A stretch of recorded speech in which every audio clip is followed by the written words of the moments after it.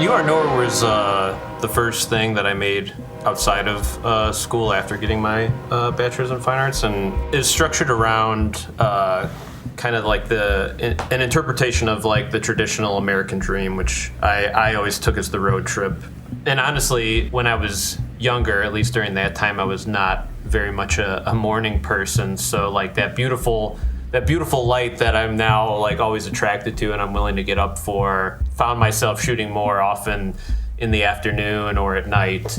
Coming full circle, I just think about light a lot more now than I did when I was younger, and I think a lot of those connections, or like the aesthetic of You Are Nowhere, was more kind of just like a culmination after making work for a few years and putting it together, and more about the subject matter, I think, than like now I really do think about subject matter plus light, but then it was more just like this feels right along with these images, and that's why like I kind of put them all together in that fashion.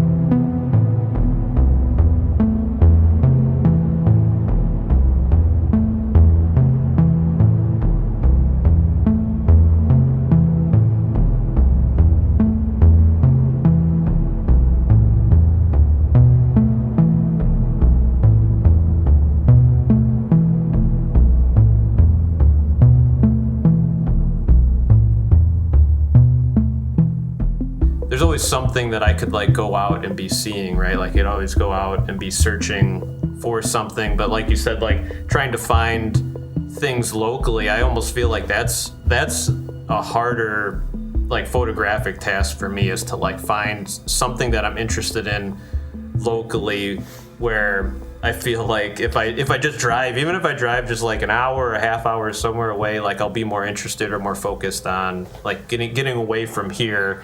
Like that makes me, it puts me back in that place that I was, on that road trip. It started off with this notion of small town science fiction, and it kind of morphed into like a social science fiction, and how belief in general was kind of like whatever you wanted it to be, right? I mean, belief is very personal. Obviously, it's a something that changes for everyone, but belief in certain like institutions and things like that, I felt like were accepted and kind of like most people agreed upon, and all of that, it changed, especially when we were faced like as a world with a common kind of threat. I had never read War of the Worlds. I had seen the movies. The title itself comes from there's a line from this blind man, and he's standing in this cart, just yelling eternity, eternity towards the heavens, as like the whole throng of people are moving through the streets of London as they exodus away from the aliens. And I just thought that was like, it was poignant, because it just felt kind of like all of us like just screaming in our own carts, like, what do we do really? Like, what can we do to help, or stop this or be safe? And I always think about like black and white in terms of like flashbacks when it comes to like cinema, right? Like that's the trope. You use black and white as a way to show the past, but I was kind of thinking about black and white as like the future, but like this mix of like past and future. So.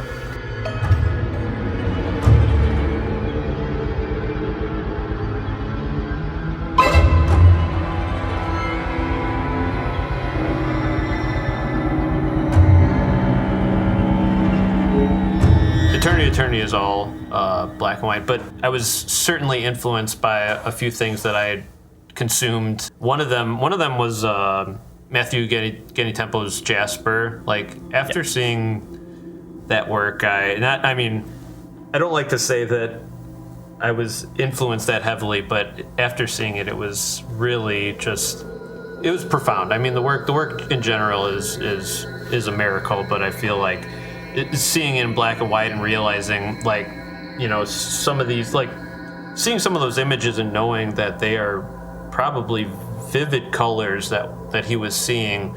But then the other thing really that I saw at that time was Roma by Alfonso Cuarón. I remember that like specifically being like, wow, this is just thinking about Mexico City in the 1970s and like how like that must have been the most colorful, time or city in general, and to shoot it in black and white like that was just incredible. So that just made me think about my own work, and then I just started shooting more black and white. It wasn't like fully committed to it, but then I started actually accumulating work that began to become Eternity.